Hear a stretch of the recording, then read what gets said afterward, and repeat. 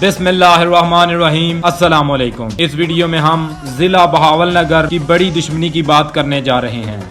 ये दुश्मनी जमीन के तनाज़ा से शुरू हुई और इसमें 40 अफराद कत्ल हो गए थे और लातादाद लोग जख्मी भी हुए थे। अगर आपने अभी तक मेरे चैनल को सब्सक्राइब नहीं किया तो पहले चैनल सब्सक्राइब कर दें और बेल आइकन को दबा दें ताकि मेरी हर वीडियो का नोटिफिकेशन आप तक पहुंच सके। अगर आपके पास अपने इलाका के किसी भी डॉन की मुकम्मल तफसीलात मौजूद हों तो वो अपना नंबर कमेंट बॉक्स में दे दे, मैं उससे राब्ता कर लूंगा। अब्दुल रज़ाक जिला बहावलनगर के गांव डबर शकरगंज में ककरिया बरादरी में पैदा हुआ। इसके वालिद का नाम मोहम्मद वजीर था। मोहम्मद वजीर अपने गांव में जमींदारी का काम किया करते थे। इस दुश्मनी का आगाज 2006 में जमीन के तनाज़ा से हुआ। इस दुश्मनी ने बहुत सारी कीमती जानें ले ली। जब इनके जमीन का तनाज़ा शुरू हुआ तो मुखालिफिन ने अब्दुल रज़ाक के ग्रुप के 4 आदमी जिनको 2006 में कत्ल कर दिया और वो खुद मफरूर हो गए थे। कुछ ही अरसा बाद पुलिस ने मुखालिफिन को पकड़ लिया और जेल भेज दिया।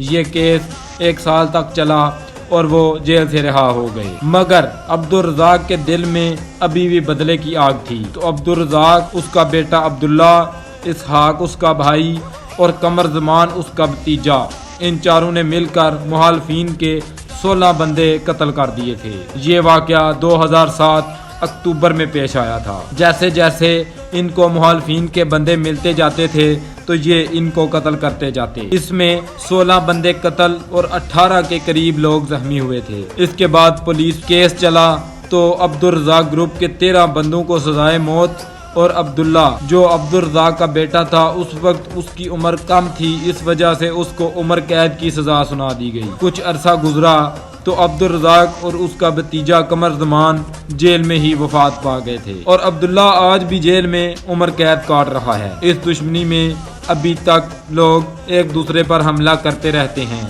और आज अब्दुल रज़ाक ग्रुप का सरबराह अब्दुल रज़ाक का छोटा बेटा सहावत अली है जो तमाम मामलात देखता है।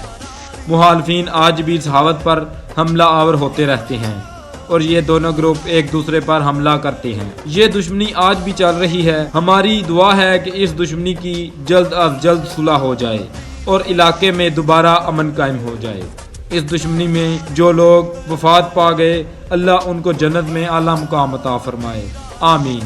अगर आपने अभी तक मेरा चैनल सब्सक्राइब नहीं किया तो पहले चैनल सब्सक्राइब करें और बेल आइकन को भी जरूर दबाएं। इसी के साथ रज़ा अली अहमद आपसे इजाजत चाहता है। अल्लाह हाफिज।